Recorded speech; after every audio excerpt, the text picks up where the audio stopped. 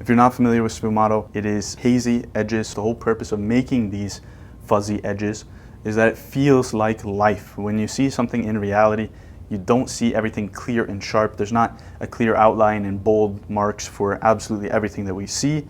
There is a sort of clarity, and we take focus on a particular part, and the other parts become more dispersed or dissolved. The important elements will stand out, and the less important will just become more foggy. So that's something you need to think about when you're actually employing this. And the first sort of step towards that, the first thing that I'm always talking about, is sanding and scraping. That's going to be your first sort of easy way to create these foggy or hazy edges. Even here in the face, there's certain parts that are left more foggy, they're left more hazy, and some parts are more sharp. For example, I've chosen to sharpen up this eye that is closer to us. This should be the focus.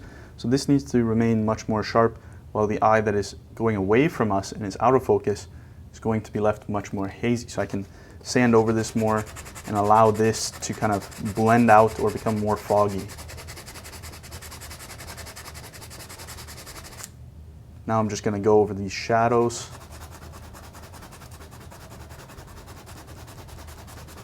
It creates a sort of dusty effect, as if everything is becoming more atmospheric and you're kind of seeing through a fog to actually get to the substance. The other thing I want to talk about is how to use your brushes in order to get some of these effects. So that's a lot of what's going on here in this area around the body, is actually creating these sort of foggy smoke-like effects by using the brushes and using terp. All of my brushes are just soaking in a jar of terp. So you can see that here. So all I do, I have my brushes soaking in here overnight. I just leave it here all the time. After I paint, I immediately just put it in this jar. And then when I'm ready to paint, I can take it out. I just brush some of this off, let it drip back into the jar. And whatever remains, whatever kind of residual is still in the brush, I can just bring onto my palette, and I can kind of brush this off onto my palette and use some of this nice murky, muddy terp as my sfumato base, or as my sort of foggy base. When I apply this into the painting, it's going to look very hazy and foggy. It's the blending of all the colors. So no matter what I'm going for, whether I'm going for something more warm or something more cool, this is going to serve as a nice base. It's usually going to be somewhat neutral, and it will retain some of the color that was already in the brush. So if I was using my brushes in a warm area, I would want to continue to use the brush in a warm area. Same goes for if it's cool, or if you're using a light versus a dark brush. You want to continue to use it because some of that paint will just stay in the brush. Otherwise, I'm just allowing that sort of color from the jar to mix in. I can just put this on here. And you see how smoothly this goes. This goes very thin, and it looks quite foggy. It doesn't look like a very sharp, pure color. It's not very opaque. So this is where you really, really get the foggy effect, is when you start to come back over this using a rag, and you allow this to just blend into whatever is already on that surface. So I can just smooth this out. I can start to mix it around. I can pull some of it here into the sleeve and push some otherwise into the background.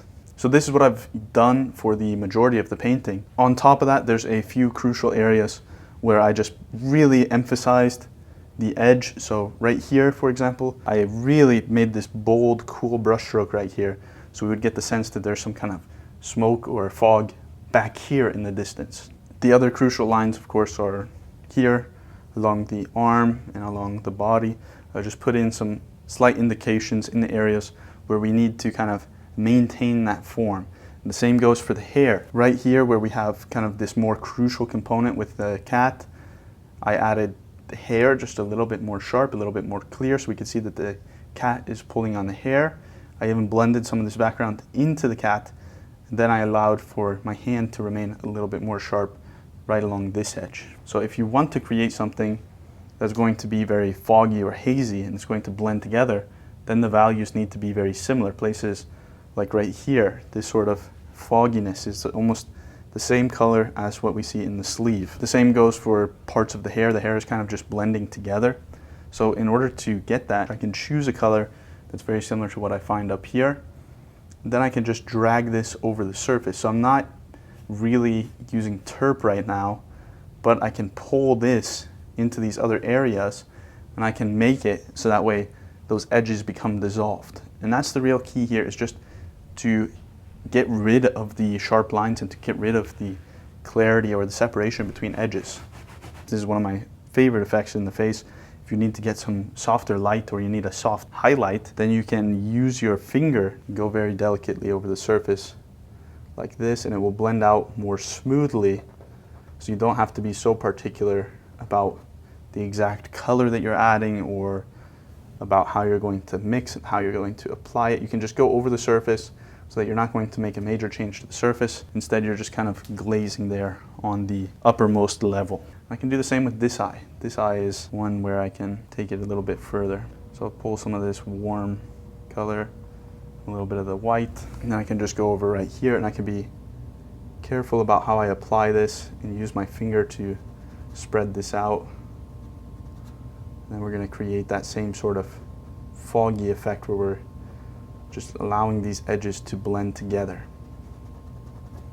Over here in the hair as well, you know, I can pull this in and I can allow this to blend together with the skin color, and even pull a little bit over here into the background so you're not sure whether this is hair or it's just smoke, and it creates this fogginess or this haze. One of the biggest things I recommend is to just make sure you're sanding and scraping down in between layers. That's a really easy way to get familiar with these effects and to kind of force yourself to be more bold, be more direct, and to break up some of these edges. If you want even more in-depth videos, you want the ability to ask me questions directly, or you want to have any kind of one-on-one lessons, you can join my Patreon community. I'll leave the link in the description. Thank you so much for watching, and have a great rest of your day.